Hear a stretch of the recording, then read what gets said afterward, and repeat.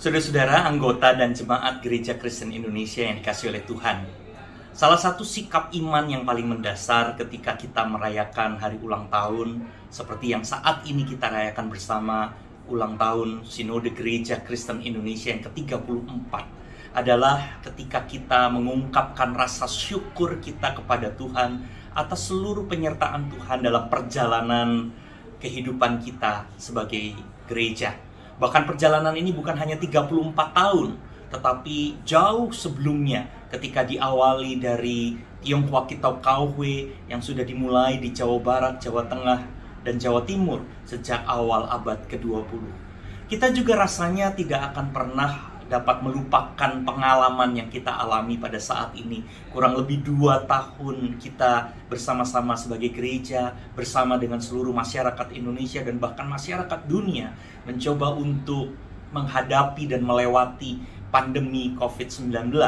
Bahkan juga kita semua harus banyak belajar tentang perubahan-perubahan yang terjadi di sekitar kita sebagai masyarakat. Perubahan teknologi yang begitu rupa, tetapi juga perubahan-perubahan di tengah masalah dan masyarakat ekonomi, di tengah persoalan sosial, bahkan di tengah-tengah persoalan-persoalan budaya dan politik.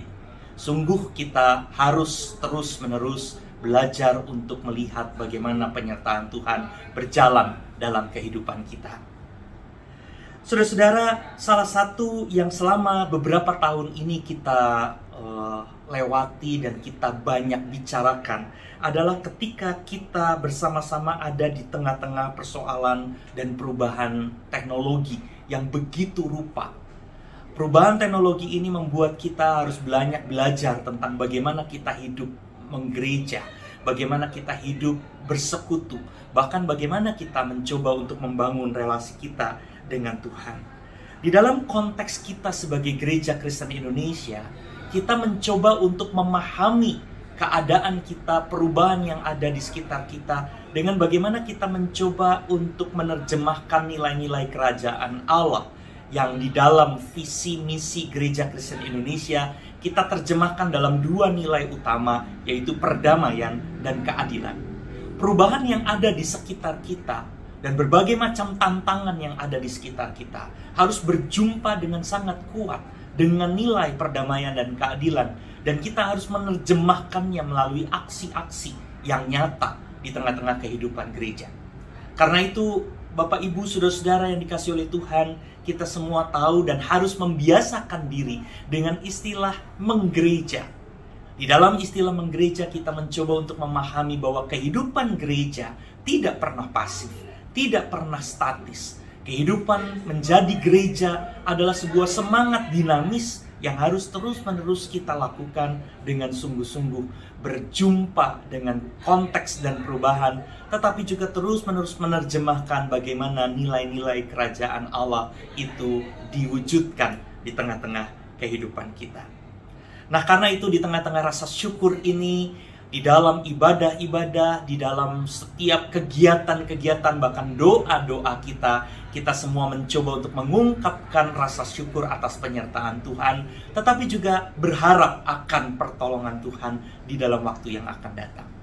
Ada hal yang barangkali penting untuk kita sama-sama ingat, bahwa ini semua tidak boleh menjadi sekedar aktivitas atau bahkan menjadi aktivisme tanpa makna. Kita mungkin ingat cerita Maria dan Marta yang terkenal itu. Maria dan Marta ada di dalam ketegangan ketika mereka mencoba untuk menerjemahkan apakah mereka hanya ada di tengah-tengah aktivitas dan kesibukan belaka, atau ada di dalam sebuah kesungguhan untuk mendengarkan kehendak Kristus terlebih dahulu, kehendak Allah di dalam kehidupan mereka yang baru kemudian diterjemahkan dalam aktivitas mereka. Rasanya kisah di dalam Injil Lukas, Maria dan Marta yang terkenal ini dapat memberikan kepada kita juga semangat bahwa kehidupan menggereja kita pada saat ini bukanlah sebuah aktivisme, tetapi sebuah kesungguhan sikap untuk mendengarkan Allah. Karena itu merayakan HUT GKI yang ke-34 ini rasanya menjadi baik ketika kita tempatkan sebagai sebuah evaluasi tetapi juga kesungguhan untuk menemukan resolusi-resolusi yang baru tentang bagaimana kita mewujudkan aksi dan kehendak Allah setelah kita dengan sungguh-sungguh juga terus-menerus mendengarkan Allah, memahami kehendak Allah. Karena itu, Bapak, Ibu, Saudara-saudara yang dikasihi oleh Tuhan, rasanya tidak berlebihan jikalau kami mencoba untuk mengajak kita di tengah-tengah HUT ke-34 Gereja Kristen Indonesia, kita juga dengan sungguh-sungguh memperhatikan pengajaran-pengajaran yang kita siapkan dan kita sampaikan di tengah-tengah kehidupan menggereja. Bagaimana gambaran Allah, gambaran tentang gereja terbangun bersama-sama di dalam kesungguhan kita untuk memahami konteks dan perubahan-perubahan yang ada di sekitar kita. Sehingga kita tidak menjadi gereja yang statis dan pasif, tetapi menjadi gereja yang dinamis, yang terus-menerus mau memperbarui diri, yang terus-menerus mau belajar mendengar dan melakukan apa yang baik dan benar menurut kehendak Allah. Pada akhirnya mungkin kita semua akan berjalan terus pada tahun yang saat ini ada, pada tahun 2023 yang akan datang, bahkan sampai nanti tahun 2024 ketika kita juga akan memasuki masa pemilihan umum kembali, di mana kita bersama-sama dengan seluruh masyarakat Indonesia menjadi bagian di dalam kita mempersiapkan dan memilih pemimpin baru bagi bangsa ini. Sangat penting bagi kita untuk menjadi gereja yang bukan hanya terlibat, tetapi mempunyai pandangan-pandangan dan kontribusi yang sangat kuat di tengah-tengah situasi dan kehidupan politik. Kontribusi di mana kita kembali memperjuangkan perdamaian dan keadilan, mencoba mendorong nilai-nilai kerajaan Allah itu untuk hadir di tengah-tengah kehidupan kita sebagai sebuah bangsa. Pada akhirnya, kita semua bersyukur kepada Tuhan, tetapi juga terus berdoa kepada Tuhan. Biarlah segala kemuliaan dan hormat hanya bagi Allah Bapa, Putra, dan Roh Kudus. Amin.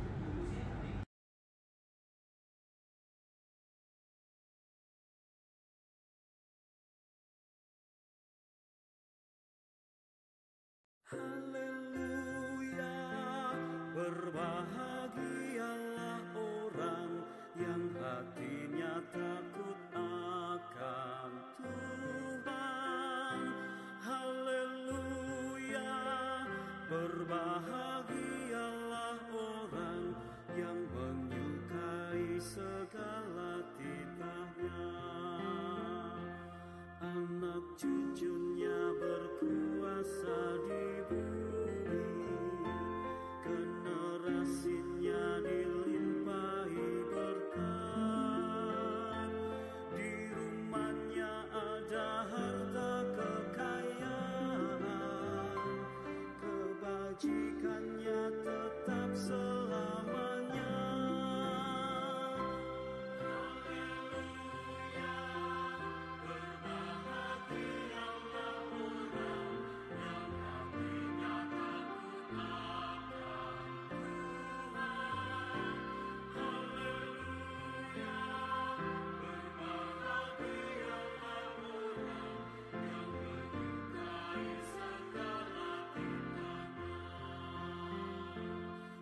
Dalam gelap terbit terang baginya, kasih sayang memenuhi hatinya. Mujur orang yang menaruh belas kasih, yang setulus hati mau meminjamkan.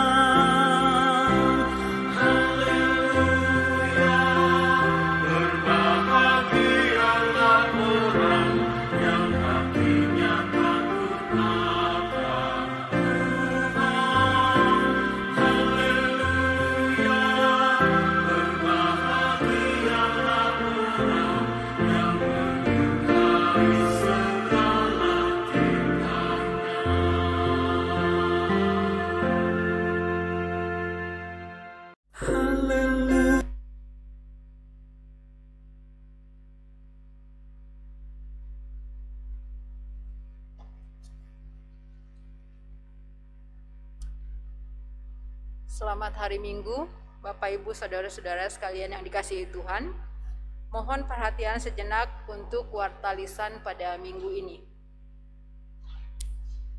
Agar kebaktian dapat berlangsung dengan hikmat dan tertib, khusus umat yang berada di ruang ibadah, kami mohon agar handphone atau gadget yang saudara bawa untuk dinonaktifkan. Kami mengucapkan selamat bersekutu kepada saudara yang mengikuti kebaktian onsite dan live streaming di GKI Perumahan Citra 1. Bila saudara memerlukan informasi dan pelayanan, saudara dapat menghubungi tata usaha pada hari kerja atau penatua yang bertugas pada hari ini.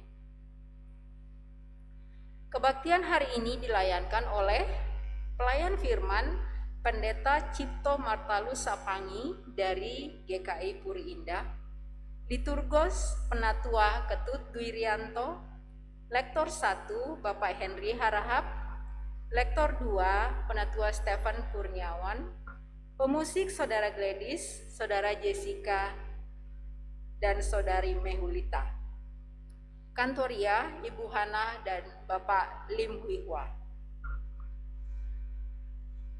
Telah kembali ke rumah Bapa di surga, Bapak Hari Kurniawan, suami dari Ibu Foniwati Kurniawan, wilayah 3, pada hari Selasa tanggal 23 Agustus 2022 dalam usia 58 tahun. Dimakamkan pada hari Kamis tanggal 25 Agustus 2022 di TPU Tegal Alur. Pendeta Emeritus Surya Samudra Giamsyah pada hari Rabu tanggal 24 Agustus 2022 dalam usia 46 tahun. Dikremasikan pada hari Sabtu tanggal 27 Agustus 2022. Ibu Suryani, ibu dari Ibu Hastuti Sanusi, wilayah 2, pada hari Minggu tanggal 28 Agustus dalam usia 93 tahun. Saat ini kita akan mengikuti sejenak laporan dari Ketua Tim Panitia Pencalonan Penatua periode tahun 2023 sampai dengan tahun 2026.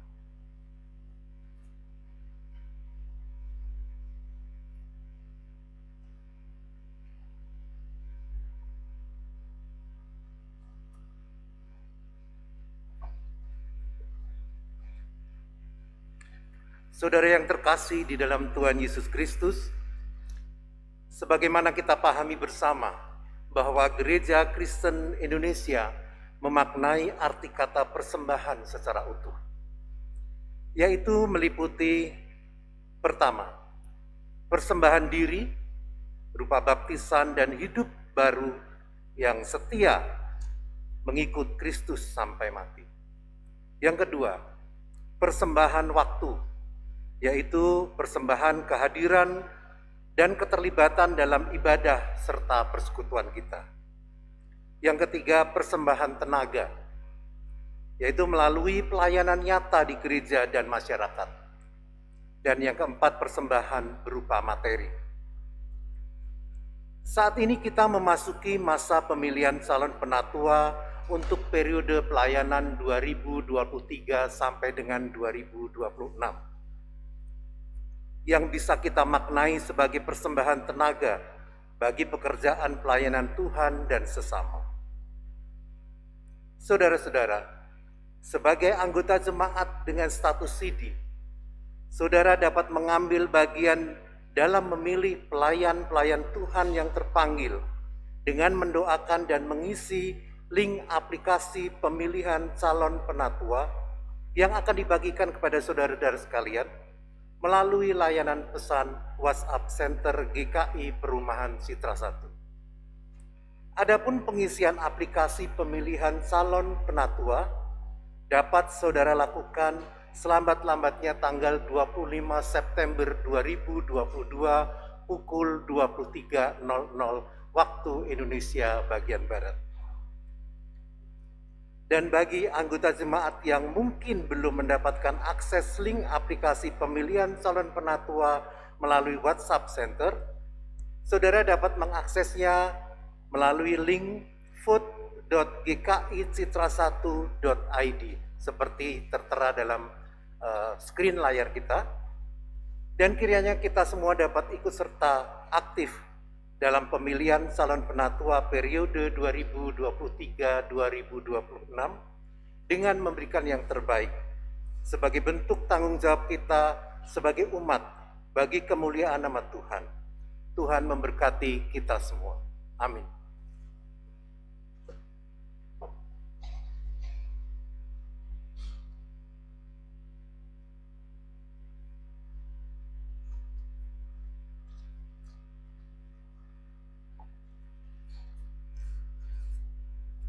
Warta selengkapnya dapat saudara baca pada Warta Jemaat Online hari ini.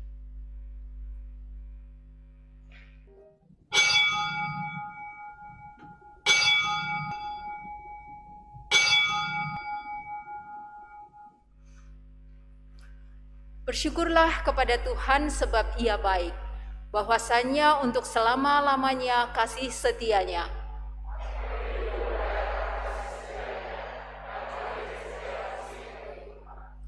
Pujilah Allah dalam tempat kudusnya, pujilah Dia dalam cakrawalanya yang kuat.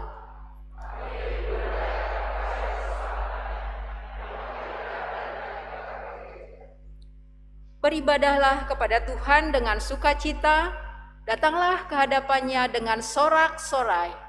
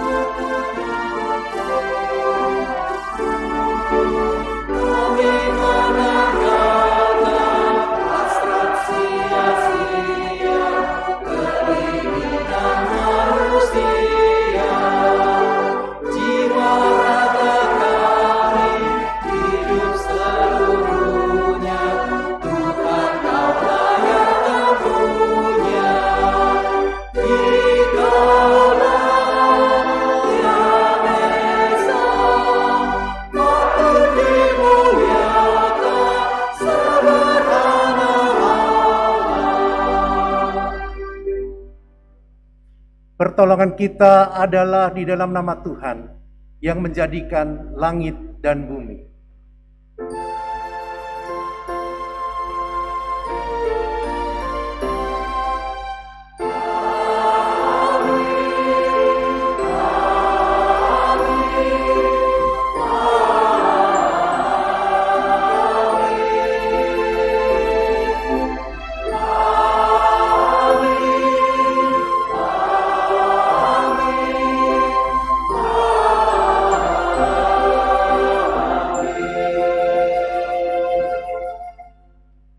Damai Kristus besertamu.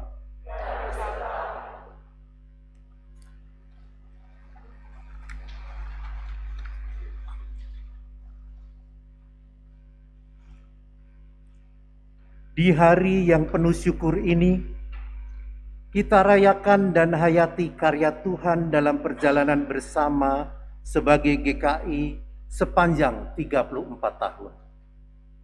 Sungguh alangkah baik dan indahnya jika kita semua tetap berjalan bersama dengan rukun sebagai gereja yang membawa misi kerajaan Allah di tengah dunia ini.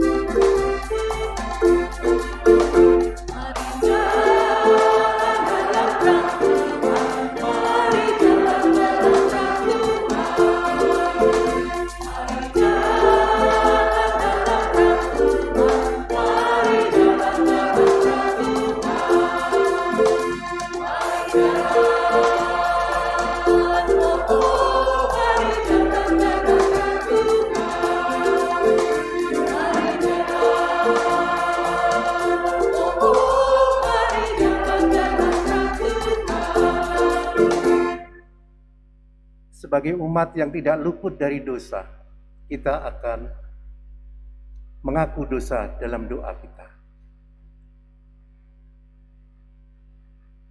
Sungguh betapa baiknya hidup bersama dengan rukun. Perbedaan yang kerap membuat kita bertengkar dapat diubah menjadi harmoni yang sedap didengar. Lantas bagaimana dengan GKI? Saat kita mensyukuri 34 tahun penyatuan GKI, sudahkah penyatuan itu menghasilkan harmoni yang indah? Sudahkah kita sebagai umat GKI juga menjadi pribadi yang mencintai kerukunan dalam kehidupan bersama? Marilah kita merenungkannya di dalam doa.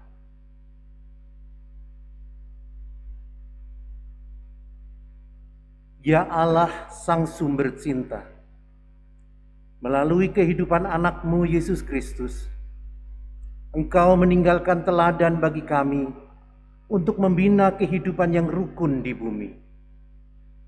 Namun oleh karena dosa, kadang sikap kami mensiderai kehidupan bersama. Pada saat kami merasa diri sendiri lebih baik dan utama dibanding orang lain, sehingga merendahkan sesama karena mereka berbeda. Kadang kami enggan untuk berjalan bersama karena merasa lebih bebas ketika berjalan sendiri.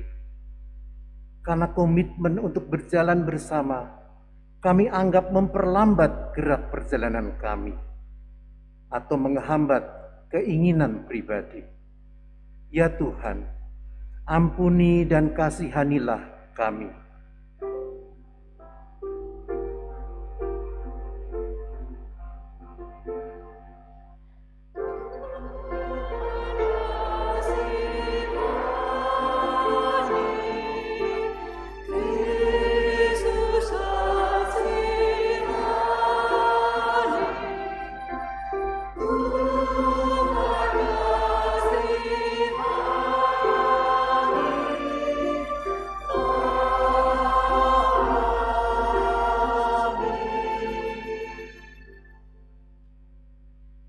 ya Kristus Sang Kepala Gereja, melalui karya Roh Kudus yang mempersatukan, Engkau memanggil kami sebagai gereja untuk mengasihi sesama dan seluruh ciptaan-Mu.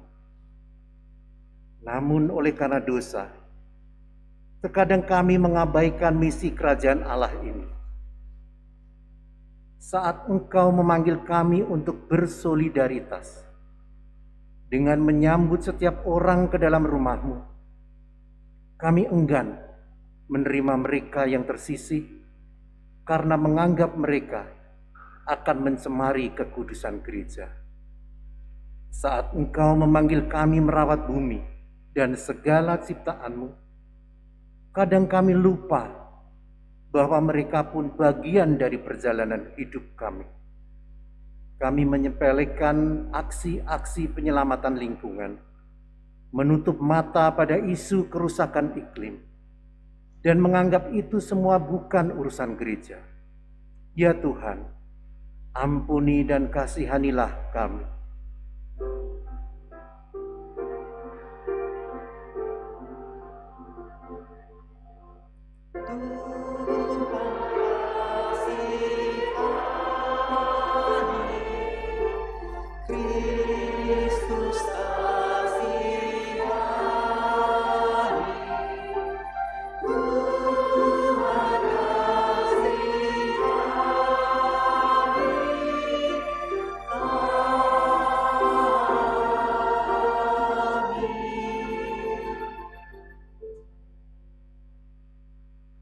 Pulihkanlah kami ya Bapa, satukanlah kami di dalam Kristus.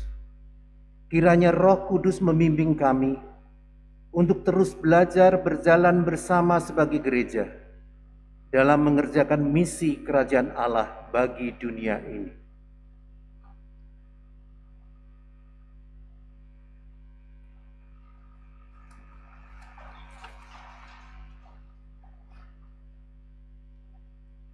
Setiap kita yang merendahkan diri di hadapan Tuhan pasti diberi anugerah pengampunan dan diberi anugerah untuk hidup dalam persatuan.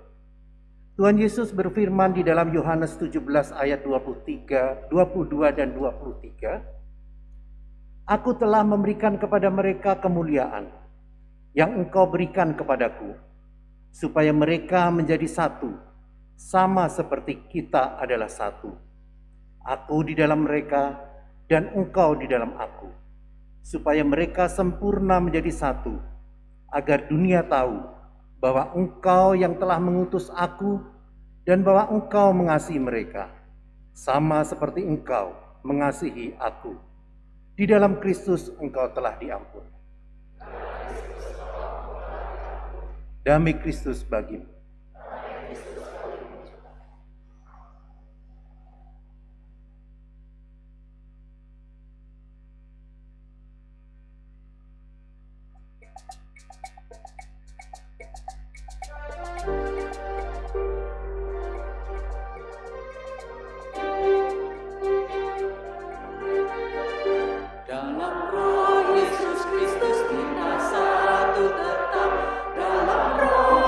Kristus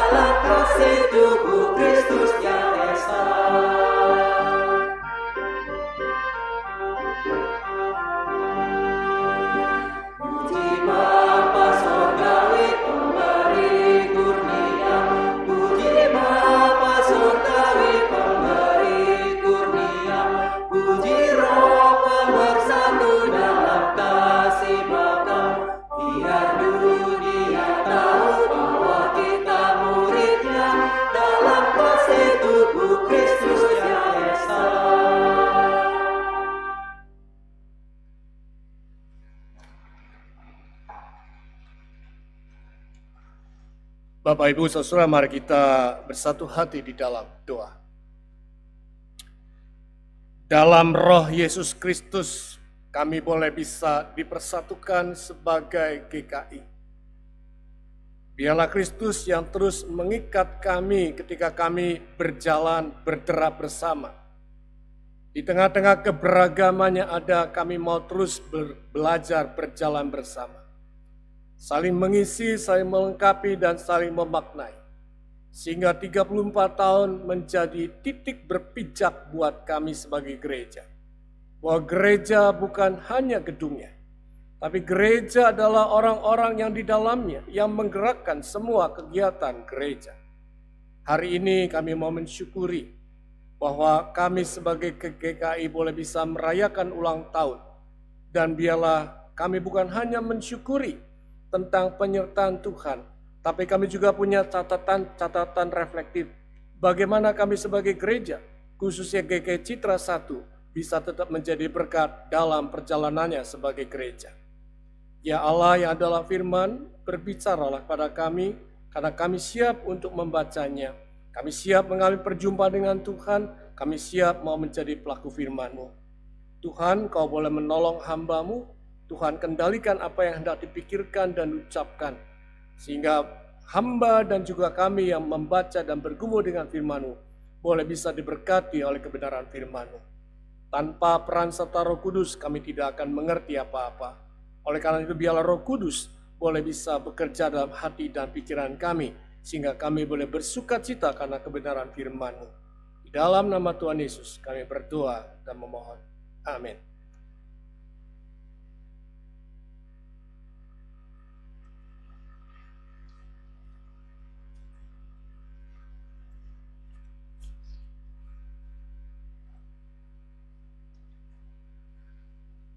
Bacaan pertama diambil dari Amsal pasal 25 ayat 6 sampai dengan 7 yang akan kita bacakan secara berbalasan. Jangan berlagak di hadapan raja, karena lebih baik orang berkata kepadamu, naiklah kemari.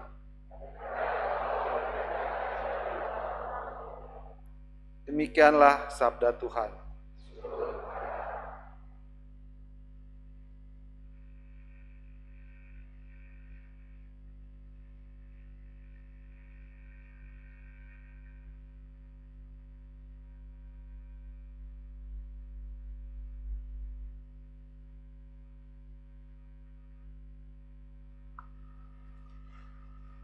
Marilah kita menanggapi bacaan pertama tadi dengan menyanyikan Mazmur 112.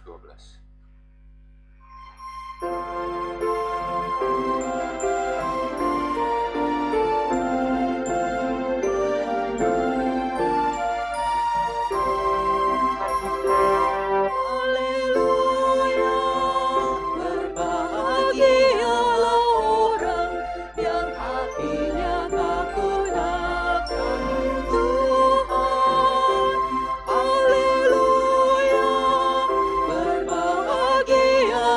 orang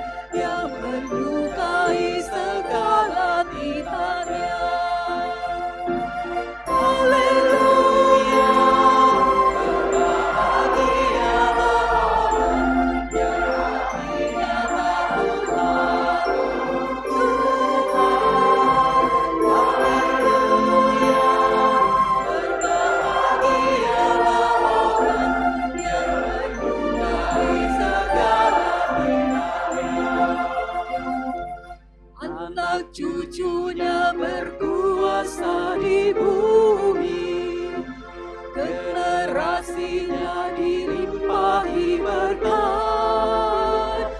Di rumahnya ada harta kekayaan, kebajikannya tetap selamanya.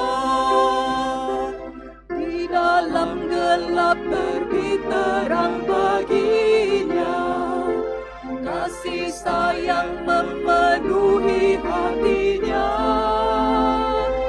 Bujur orang yang menaruh belas kasih, yang setulus hati mau meminjamkan. Haleluya, berbahagialah orang yang hatinya takut akan Tuhan. Haleluya, berbahagialah orang yang menyukai segala nikmatnya. Tidak akan orang yang benarkan goyah, orang kan mengingatnya selamanya. Dengar kabar buruk pun dia tak takut, karena pada Tuhan yakin sepenuh. Dia suka memberi pada yang miskin, kebajikannya tetap selamanya. Tanduknya meninggi dalam kemuliaan, teguh tak gentar terhadap lawannya. Haleluya, berbahagialah orang yang hatinya takut akan Tuhan. Haleluya, berbahagialah orang yang menyukai segala nikmatnya. Orang fasik akan iri melihatnya, geram lihat nasib orang yang benar. Orang fasik mengalami kehancuran, kematian jadi akhir hasratnya. Haleluya, berbahagialah orang yang hatinya takut akan Tuhan. Haleluya, berbahagialah orang yang menyukai segala nikmatnya.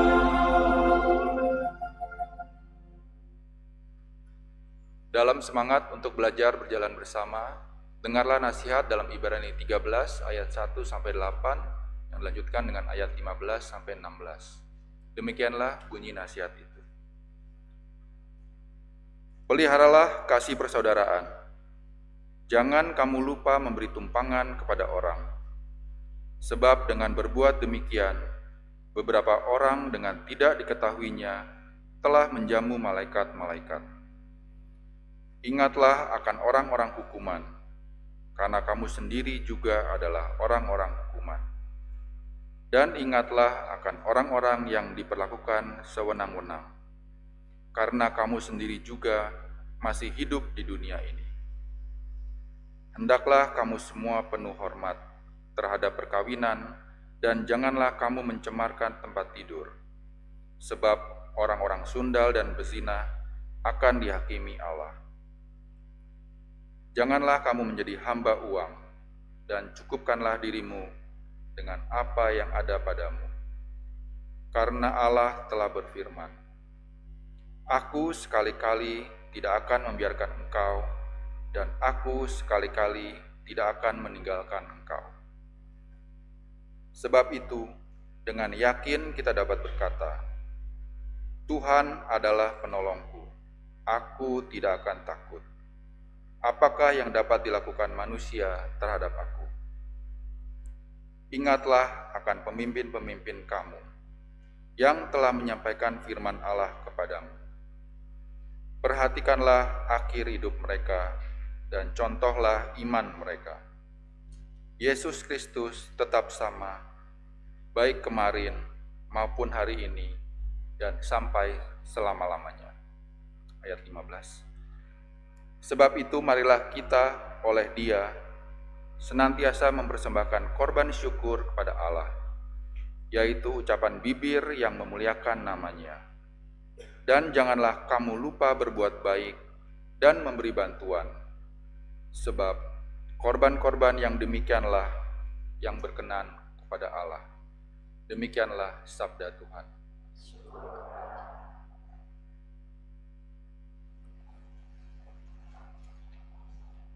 Saudara-saudara, kita akan melihat Injil Tuhan Yesus Kristus menurut Injil Lukas pasal 14 ayat 1 ayat 7 sampai 14. Lukas pasal 14 ayat 1 ayat 7 sampai 14. Pada suatu hari Sabat, Yesus datang ke rumah salah seorang pemimpin dari orang-orang Farisi untuk makan di situ. Semua yang hadir mengamat-ngamati dia dengan seksama. Karena Yesus melihat bahwa tamu-tamu berusaha menduduki tempat-tempat kehormatan, Ia mengatakan perumpamaan ini kepada mereka. Kalau seorang mengundang engkau ke pesta perkawinan, janganlah duduk di tempat kehormatan. Sebab mungkin orang itu telah mengundang seorang yang lebih terhormat daripadamu. Supaya orang itu yang mengundang engkau dan dia jangan datang dan berkata kepadamu, berilah tempat ini kepada orang itu. Lalu engkau dengan malu harus pergi duduk di tempat yang paling rendah. Tetapi apabila engkau diundang, pergilah duduk di tempat yang paling rendah. Mungkin tuan rumah akan datang dan berkata kepadamu, sahabat, silakan duduk di depan. Dan dengan demikian engkau akan menerima hormat di depan mata semua tamu yang lain. Sebab barang siapa meninggikan diri akan direndahkan, dan barang siapa merendahkan diri akan ditinggikan. Dan Yesus berkata juga kepada orang yang mengundang dia, apabila engkau mengadakan perjamuan siang atau perjamuan malam, janganlah engkau mengundang sahabat-sahabatmu atau saudara-saudaramu, atau kaum keluargamu atau tetangga-tetanggamu yang kaya. Karena mereka akan membalasnya dengan mengundang engkau pula, dan dengan demikian engkau mendapat balas. Tapi apabila engkau mengadakan perjamuan, undanglah orang-orang miskin, orang-orang cacat, orang-orang lumpuh, dan orang-orang buta. Dan engkau akan berbahagia karena mereka tidak mempunyai apa-apa untuk membalasnya kepadamu. Sebab engkau akan mendapat balasnya pada hari kebangkitan orang-orang benar. Yang berbahagia adalah kita yang membaca Alkitab, mendengarkan firman Tuhan, dan melihara dalam kehidupan sehari-hari. Haleluya.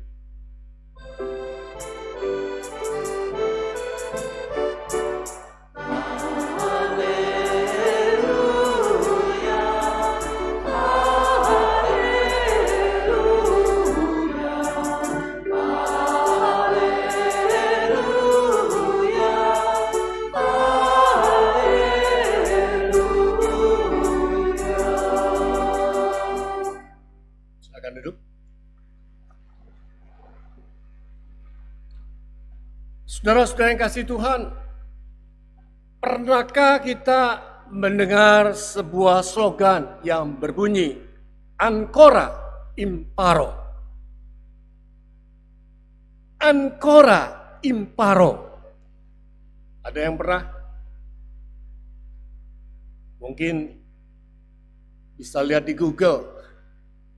Ancora Imparo artinya apa? Saudara-saudara, slogan ini berasal dari Italia dan seringkali dihubungkan dengan seorang jenius dari abad Renaissance, Michelangelo. Menurut kepercayaan umum bahwa Michelangelo lah yang menemukan Ancora Impora. Lalu apa yang menarik di sini? Yang menarik adalah dia menemukan slogan Ancora Imparo dalam usia yang sudah lanjut usia. Umurnya 87 tahun. Menurut kepercayaan umum, dia yang menemukan. Saya tidak mempersoalkan siapa yang menemukan, tapi kalau kita melihat arti ancora imparo, dan kalau dikaitkan dengan tema ulang tahun Sinode GKI yang ke-34, itu sangat relevan. Ancora imparo artinya adalah saya sudah belajar, saya mau belajar, saya ingin belajar. Tidak semua orang suka belajar. Orang lebih senang yang praktis, langsung praktek. Tidak semua orang suka baca buku. Orang lebih senang diajarkan langsung, nggak usah bicara teori-teori. Jadi yang menarik adalah dalam usia yang sudah sepuh 87 tahun, Michelangelo tidak pernah berhenti belajar. Belajar, mengembangkan diri tidak kalah dengan yang muda. Bersyukurlah kalau di antara kita yang sudah sepuh tetapi juga senang dan tetap mau belajar. Karena ketika kita mau belajar, kita nggak bisa hanya sekedar duduk baca. Tapi bagaimana kita menyimak, bagaimana kita masuk dengan apa yang kita baca dan kuasai. Kapan kita mulai belajar? Karena menurut sains bahwa manusia belajar ketika manusia itu ada dalam rahim ibunya. Seorang bayi yang ada dalam kandungan ibunya, dia pertama kali akan belajar mengenal di dalam dunianya. Belajar dari dunia luar ketika dia berinteraksi dengan ayah dan ibunya. Ibunya yang ngajak ngomong, halo kamu lagi apa? Tenang ya dek, jangan nendang-nendang terus. Kalau papanya datang, tuh lihat tuh papamu datang. Yang di dalam nendang, tung. Dan respon akan terasa bahwa bayi ketika diajarkan untuk mendengar musik. Dan ketika musik didengarkan, ditempel di perut, ini akan memberi pengaruh ketika bayi itu lahir dan menjadi besar. Dia akan menjadi pribadi yang belajar. Hari ini tema kita adalah terus belajar berjalan bersama sebagai gereja. Artinya apa? Apakah terus belajar apa enggak mabok? Apakah kita perlu terus untuk aktif sehingga kita tidak pernah capek? Tema kali ini tema menarik menurut saya karena apa? Kalau kita diperhatikan pada tema terus belajar berjalan, ini tergantung intonasinya ya. Kalau intonasinya terus belajar berjalan bersama sebagai gereja kayaknya aman-aman saja. Tapi kalau intonasinya terus belajar berjalan bersama sebagai gereja, intonasi yang seperti itu akan punya arti yang berbeda. Atau intonasi seperti ini, terus berjalan bersama sebagai gereja, itu punya arti yang berbeda. Saya memahami bahwa dengan tema terus belajar berjalan, artinya bahwa kita sebagai GKI yang terdiri dari Sinode Jabar, Sinode Wilayah Jabar, Jateng dan Jatim. Dalam perjalanan bersama-sama itu ada ketawanya, ada menangisnya, ada mungkin saling ngebulinya, ada saling melengkapi. Tetapi kita tidak jalan di tempat. Kadang-kadang kita berlari, kadang-kadang kita lompat-lompat. Kadang-kadang kita diam sejenak. Tapi proses yang dijalani itu adalah proses yang saling mengisi, saling memaknai sebagai tubuh Kristus yang memulihkan. Sehingga GKI tidak hanya dilihat sebagai gereja, tetapi GKI termasuk GKI Citra 1 adalah kita orang-orangnya yang bisa membuat gereja kita bukan hanya bertumbuh dan berbuah, tapi setiap orang merasa mengalami perjumpaan dengan Tuhan. Kan itu memang GKI di sini dipanggil untuk menjadi gereja yang aktif, gereja yang cair, gereja yang menggembira, Dan untuk bisa menjadi gereja yang kontekstual, GKI tidak boleh berhenti belajar. GKI tidak boleh bosan belajar. GKI harus terus menggali dan mengembangkan secara kreatif dan inspiratif. Saudara-saudara yang kasih Tuhan, kaitannya dengan pentingnya belajar. Kalau kita perhatikan Lukas pasal 14 ayat 1 sampai 7 sampai 14. Di sana kita tidak menemukan secara eksplisit kata belajar. Saya sih tidak menemukan Bapak Ibu. Tapi kalau kita masuk dalam teks Alkitab, di sana Yesus menaruh harapan besar.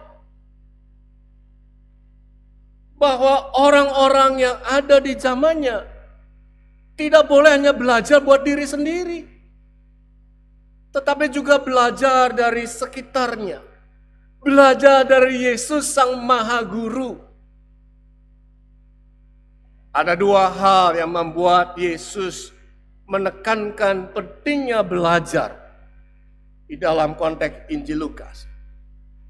Yang pertama adalah kalau kita lihat Lukas pasal 14 ayat 1.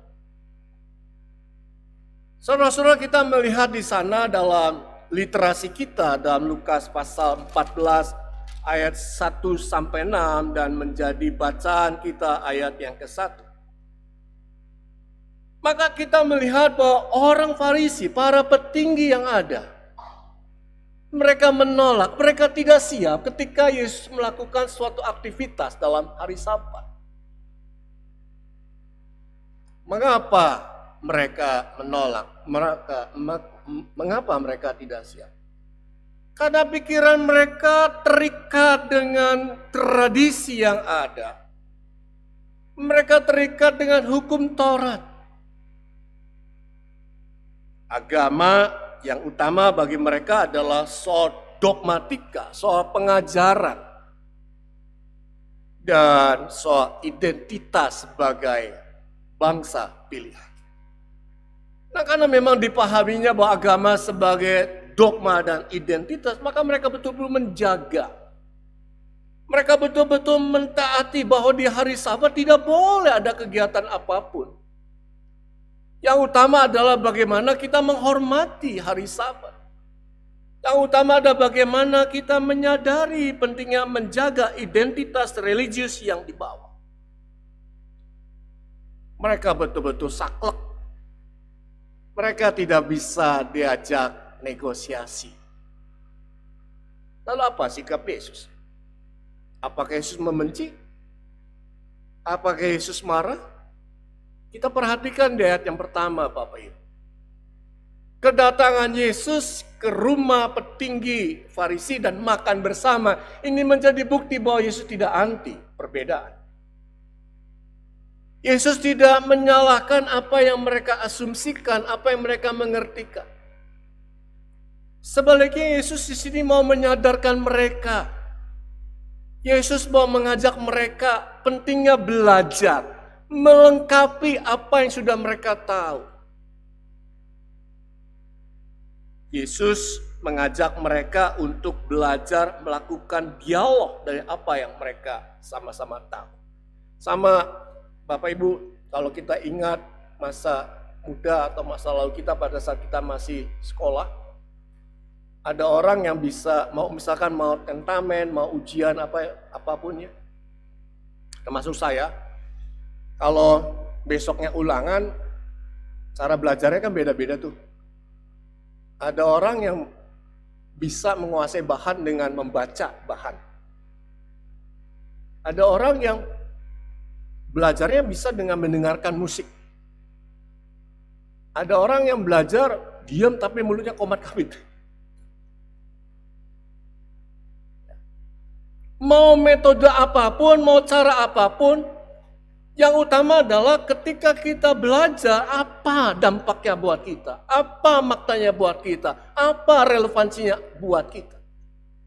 Sehingga di sini Yesus mengajak agar mereka bisa menemukan hal yang terpenting dari dogma dan identitas. bukan membuat mereka hanya menjadi berjarak dengan masyarakat Yahudi, tetapi justru lewat pengetahuan yang mereka miliki, apa yang mereka bagikan, maka Taurat dan tradisi menjadi berguna buat siapa saja. Lalu pertanyaannya, bagaimana caranya supaya mereka bisa mengubah paradigma? Bagaimana caranya supaya mereka bisa menjadi berkat? Bagaimana caranya supaya mereka tidak mempersoalkan? Mereka mau menolong siapapun.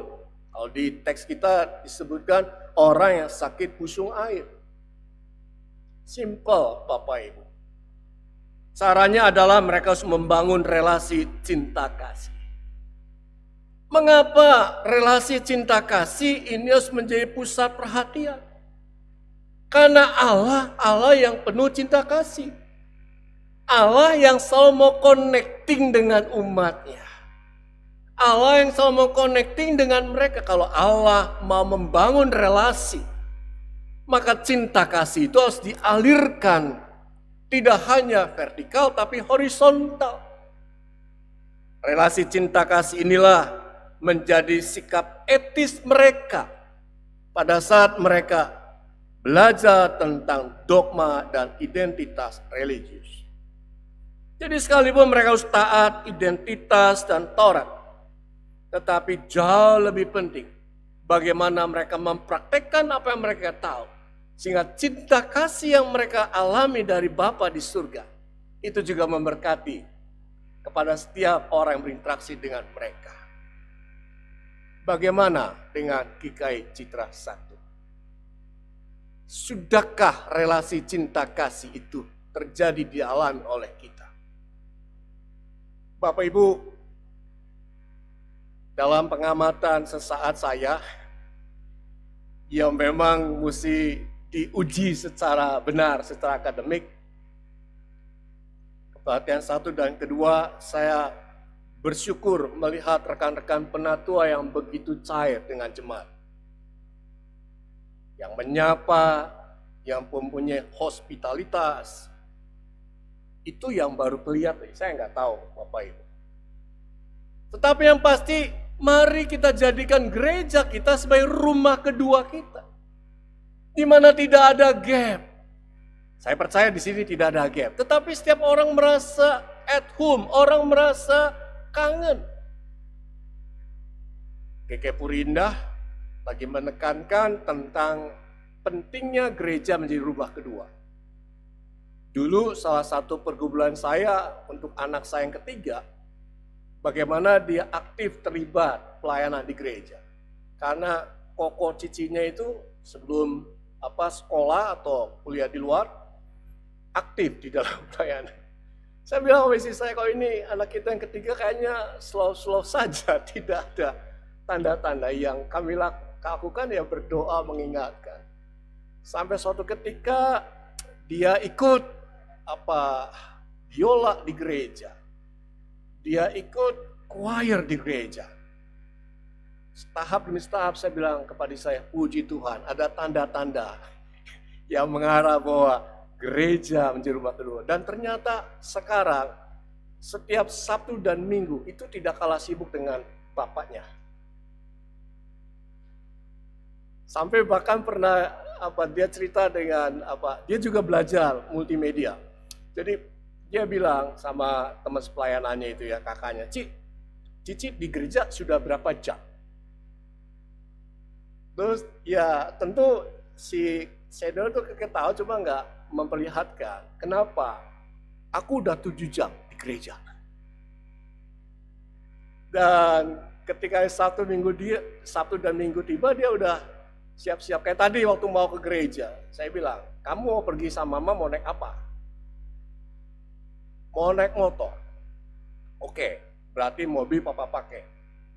Nah, nanti mama pulang gimana? Mama pulang aja dulu.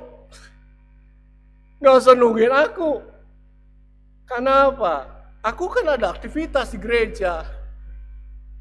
Ya, apa yang saya alami, semoga itu kita alami sehingga orang mengalami cinta kasih di gereja. Dan ketika mengalami cinta kasih di gereja, maka di situ tandanya bahwa kita sudah mengalami pembelajaran bersama dengan Kristus sang sumber cinta kasih. Dan kalau kita mengalami cinta kasih seperti itu, maka aura positif akan memenuhi bukannya internal, tetapi secara eksternal. Sehingga tidak mustahil kebaktian ketiga juga bisa onsite. Yang kedua, Bapak Ibu, yang menarik kalau kita perhatikan adalah di ayat 7 sampai 14. Kalau kita perhatikan di sini para tamu yang datang ke pesta yang lebih senang mencari tempat duduk terhormat daripada tempat duduk terendah. Saya pikir cengli-cengli saja kan? Wajar kan? Siapa yang nggak mau yang terhormat? Nggak usah jauh-jauh, Bapak Ibu, kalau kondangan nih, ini kan sudah mulai endemi nih. Ketika masuk ke sebuah pesta pernikahan, Bapak Ibu tidak jauh dari tempat makanan, atau sudah nongkrongin makanan mana yang mau diincar? Mana yang mau Bapak Ibu pilih? Coba angkat tangan. Siapa yang begitu datang? Ini ceritanya udah aman nih, nggak pakai masker. Ya, ketika datang ke pesta pernikahan ada makanan tuh ya apa sih? Gasibu apa ya namanya? Pendopo-pendopo ya? Ya pondok-pondok ya. Ada sate babi lah, ada babi hong. Pokoknya menunya serba pok. Yang kesukaan kita. Bapak Ibu apakah akan mendekat apa menjauh? Yang datang menjauh, angkat tangan. Oh kan, benar. Sama, saya juga menjauh begitu. Saya dekat. Begitu datang saya yang cari selain pengantin, selain tanda itu, diinsert dulu nih kira-kira menunya apa. Tapi biasanya ketika kita mau deketin tempat yang ada itu sudah dicup apa dicup ya, sudah diblok. Dan pernah saya ketika sudah ada di situ urutan agak panjang datang pemuda. Halo Pak Cipto, apa kabar? Baik. Pak, Bapak kan pendeta. Tukeran yuk. Maksud kamu apa? Ya Bapak di belakang, saya masuk ke tempat Bapak. Saya bilang enak aja. Saya juga mau antri, saya bilang begitu. Ya, ini hal yang wajar, hal yang normal. Tapi Yesus menginginkan. Daripada dipermalukan ketika datang di sebuah pesta di tempat terhormat, tuan rumah menegur dan memindahkan itu jauh lebih malu. Sangat masuk akal. Jadi yang mau disampaikan pesannya apa? Yang mau disampaikan adalah jangan dipersoalkan rendah atau tinggi. Yang penting motivasi kita ke pesta itu apa? Motivasi kita ke gereja itu apa? Kalau kita menempatkan Kristus sebagai yang terhormat di hati kita, maka kita akan dikontrol oleh Tuhan. Dan kita tidak persoalkan mau dapat tempat yang terhormat. Ini tempat bukan makanan, tempat yang terhormat atau tempat yang rendah. Tapi kalau memang pada akhirnya kita mendapatkan antrian makanan yang paling belakang, ya puji Tuhan juga sih ya. Artinya bahwa ada orang yang lebih membutuhkan daripada kita. Jadi dengan kata lain bahwa kerendahan hati adalah sesuatu yang harus ada dan dimiliki oleh para tamu yang datang di pesta. Rendah hati artinya menempatkan diri ketika kita diberkati oleh Tuhan dengan banyak hal. Kita tidak merasa lebih hebat, lebih pandai, lebih dari segala-galanya. Karena tidak ada orang yang sempurna. Hebatnya segini, ada lagi yang lebih hebat segini. Yang segini ada lagi, terus. Jadi jauh lebih penting, lebih berguna adalah bagaimana memperlakukan dua. Yang kedua, yaitu kerendahan hati. Kerendahan hati itu yang harus ada dalam perjalanan kita sebagai gereja. Bagaimana dengan kita GKI Citra 1? Sudahkah kita mempraktekkan pola kerendahan hati? Sehingga kita saling menyapa, saling mementoring, saling meng-coach satu sama lain. Sehingga akhirnya kita boleh bisa merasa nyaman Kita boleh bersama-sama berbuah. Kita boleh sama-sama jadi terang dan garam. Tidak menjadi milik tugas MJ ataupun aktivis, tetapi menjadi tugas kita bersama sebagai gereja. Saudara-saudara yang dikasihi Tuhan, GKI boleh kita syukuri karena bertambah usia. Dinamika dan perbedaan pasti mewarnai kehidupan kita sebagai gereja. GKI tidak ubahnya seperti sebuah keluarga. Kalau kita perhatikan di dalam keluarga, kadang-kadang kita menemukan anak kita yang tidak mau nurut kalau kita suruh. Tapi kadang-kadang kita juga sebagai orang tua suka kepo, pengen tahu aja apa yang anak-anak kita lakukan. Demikian juga adalah kehidupan bersinode. Ada yang gak nurut. Jadi kalau Bapak Ibu perhatikan, walaupun ada yang mempersatukan kita sebagai GKI, toga pendeta toganya sama. Stolannya beda-beda. Salibnya juga beda-beda, sama ini salibnya saya juga beda. Itu keunikan kita, itu keberagaman kita, tapi jangan gara-gara perbedaan kita tidak bisa merajut kesatuan sebagai GKI. Penting buat kita sebagai GKI tidak hanya mensyukuri penyertaan Tuhan selama 34 tahun. Tapi mari kita menjadi gereja. Gereja yang mawas diri. Bagaimana kita hadir? Apakah kita menjadi gereja yang sangat legalis? Seperti orang Farisi yang legalis terhadap orang yang sakit busung air. Mari kita sadar diri.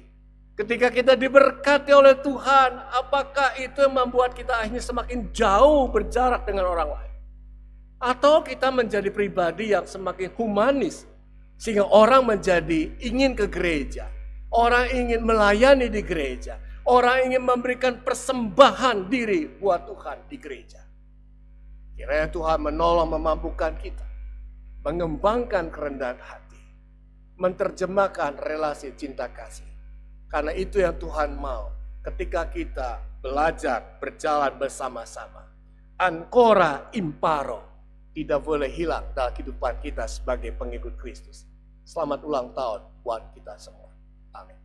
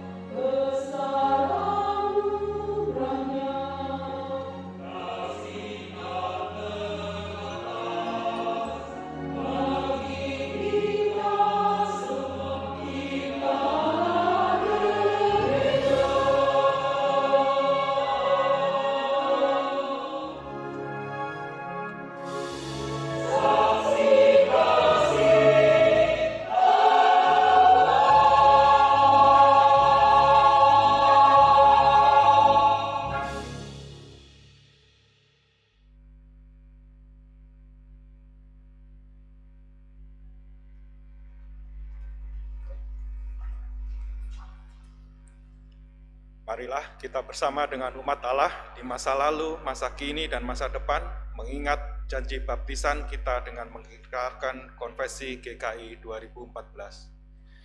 Dalam persekutuan kasih yang akrab serta anugerah penciptaan, pemeliharaan, penyelamatan, dan pembaruan oleh Allah Bapa, Anak, dan Roh Kudus, kami sebagai Gereja Kristen Indonesia hidup dalam berkarya di tengah kekayaan dan keberbahagiaan warisan sejarah, budaya, dan lingkungan alam Indonesia.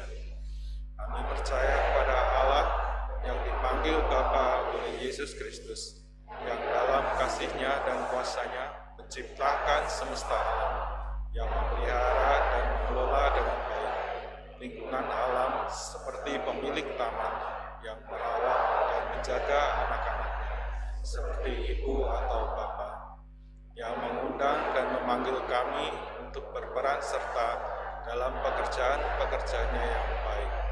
Kami percaya pada Yesus Kristus, Anak Allah yang dikandung oleh Roh Kudus dan dilahirkan dari rahim perawan Maria, yang diutus untuk menegakkan kerajaan Allah bagi seluruh ciptaan, yang mengampuni orang berdosa serta memanggilnya bertobat, mengasihi semua orang tanpa diskriminasi, menegakkan keadilan dan perdamaian tanpa kekerasan, berkati setiap pribadi, keluarga, dan anak-anak, memberdayakan orang miskin, memulihkan orang sakit, membebaskan orang tertindas, menjadi sahabat bagi orang yang diasingkan, yang menyelamatkan dunia, sehingga mati di kayu salib, pada hari yang ketiga dibangkitkan dari agar kami bebas dari kuasa dosa, menyatakan kasih yang melenyapkan ketakutan, yang melampaui kejahatan, serta beroleh kebangkitan dan hidup yang abadi, yang naik ke surga agar kami memberitakan Injil-Nya kepada segala makhluk, yang akan datang kembali untuk menghakimi dan membenahi segala sesuatu, agar kami mampu merayakan kehidupan dan menyambut kematian di dunia ini dalam iman, pengharapan, dan kasih. Kami percaya kepada Roh Kudus, sumber kehidupan yang menolong kami untuk mengaku percaya bahwa Yesus adalah Tuhan dan untuk menghidupi firman Allah, sumber karunia yang menghimpun kami sebagai satu gereja yang kudus, am, dan rasuli, sumber kekuatan yang melibatkan kami dalam misi kerajaan Allah, kemuliaan bagi Allah Bapa, Anak, dan Roh Kudus yang tidak pernah memisahkan kami dari kasih-Nya sekarang dan selama-lamanya. Amin.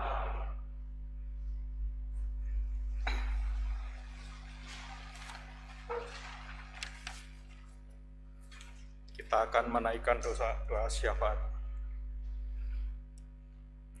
Tuhan, terima kasih untuk hari ini, di mana kami masih Kau berikan kesempatan untuk berkumpul, untuk beribadah, baik yang online maupun onsite di tempat ini.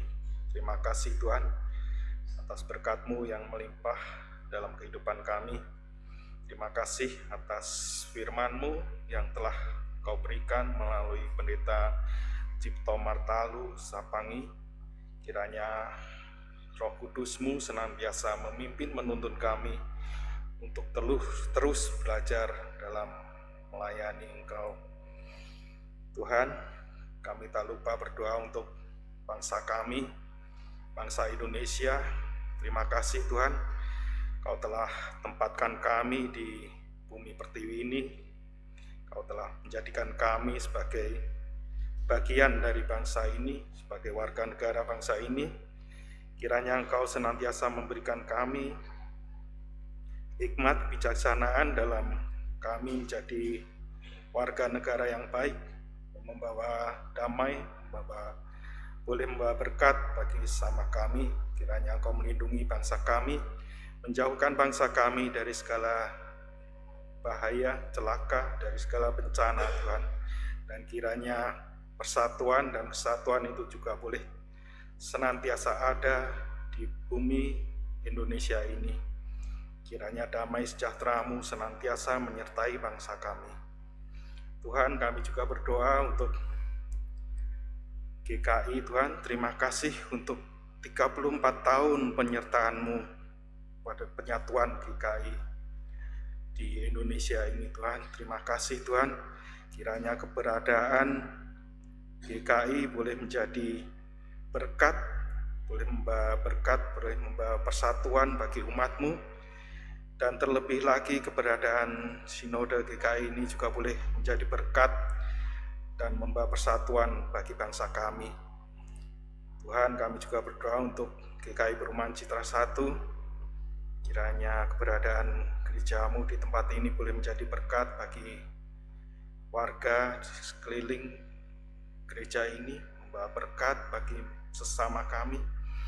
Dan kiranya umat-Mu juga boleh semakin bertumbuh di GKI Citra 1 ini. Tuhan, kami juga untuk berdoa untuk pendeta kami, untuk pendeta Emeritus Elizabeth Hasikin, untuk pendeta Naya, untuk pendeta Gloria. Oh Tuhan, kiranya Engkau senantiasa membimbing menyertai mereka. Kiranya Roh Kudus-Mu senantiasa menyertai mereka dalam membimbing, menuntun kami umat-Mu Tuhan, sehingga kami umat-Mu boleh semakin mengenal akan Engkau. Kami juga berdoa Tuhan untuk saudara-saudara kami yang sedang mengalami kelemahan tubuh. Kiranya Engkau senantiasa membimbing menyertai mereka. Kiranya Engkau senantiasa menyadarkan mereka, memberikan hikmat kepada mereka, memberikan pengertian pada mereka bahwa Engkau tidak pernah meninggalkan mereka, Engkau selalu menyertai mereka, dan pada saatnya nanti Engkau juga boleh menyembuhkan mereka, memberikan yang terbaik untuk mereka. Kami juga berdoa Tuhan untuk saudara-saudara kami yang telah Engkau panggil pulang ke rumah Bapa, untuk Ibu Suryani, mama dari Ibu Astuti Sanusi, untuk Bapak Hari Kurniawan, suami dari Ibu Foni Wati, untuk Pendeta Emeritus Surya Samudra. Kiranya Engkau senantiasa memberi kekuatan, memberi penghiburan pada keluarga yang ditinggalkan. Tuhan, terima kasih atas doa-doa syukur kami, doa-doa syafaat kami ini yang boleh kami panjatkan padamu. Kiranya Engkau senantiasa membimbing, menuntun kami, menyertai kami dalam nama Tuhan Yesus, Tuhan dan Juru Selamat kami yang hidup. Amin.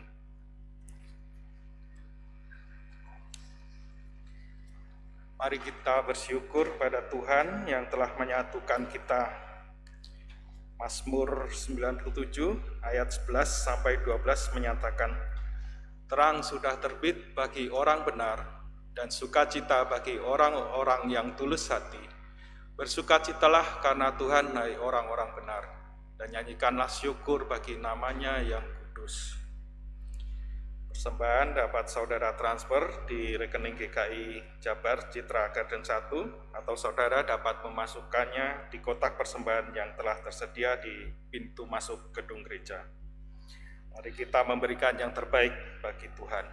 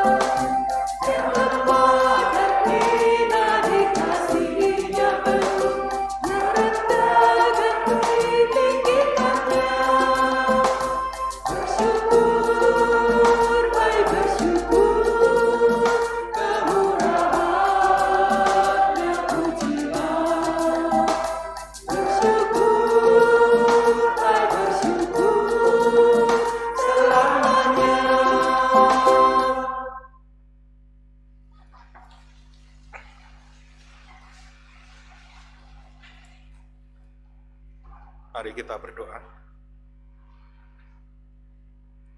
Hanya ungkapan syukur yang dapat kami nyatakan kepadamu. Engkau menyelamatkan dan mempersatukan kami, bukan karena hasil usaha kami, bukan karena perbuatan baik kami, tetapi karena anugerah-Mu yang terus nyata dalam kehidupan kami. Rasa syukur inilah yang mendorong kami membawa persembahan kepadamu. Kuduskanlah persembahan ini agar melalui gereja dapat terus berjalan bersama, mengabarkan kabar baik bagi dunia dan menyalurkan berkat bagi semua ciptaan. Dalam nama Tuhan Yesus kami berdoa dan bersyukur. Amin.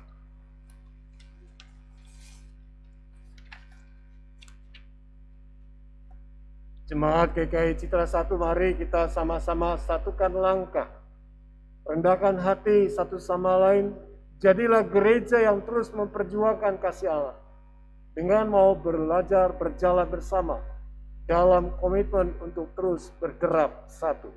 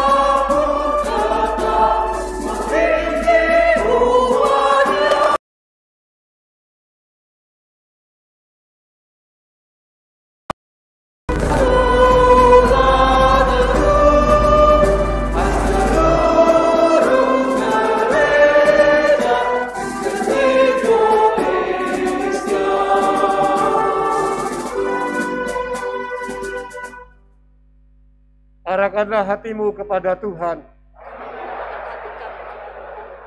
Jadilah saksi Kristus. Terpujilah Tuhan. Pulang dan terimalah berkat. Tuhan memberkati engkau dan melindungi engkau. Tuhan menyinari engkau dengan wajah-Nya dan memberi engkau kasih karunia. Tuhan menghadapkan wajah-Nya kepadamu dan memberi engkau damai sejahtera.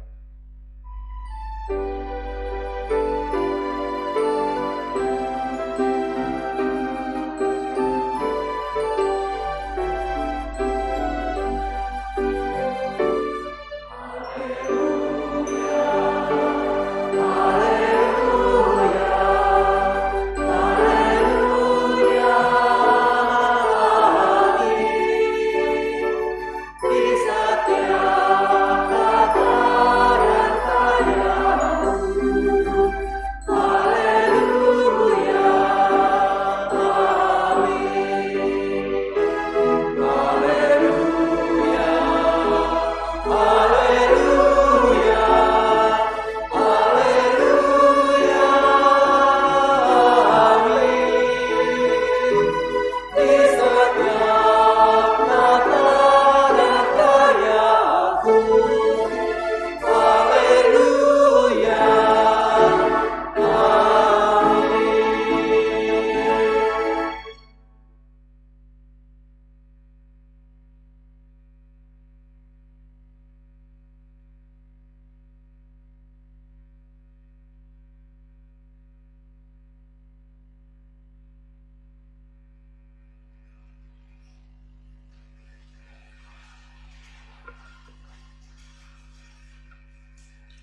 Saudara, kita akan memasuki saat teduh.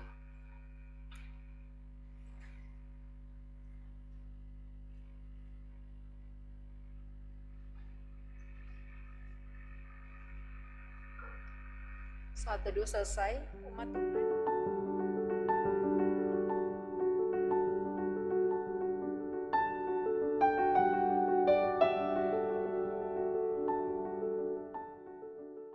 Kepada orang tua asuh kami, DKI Jakarta Citra 1, kami sangat berterima kasih karena sudah mendukung kami dan mensupport kami.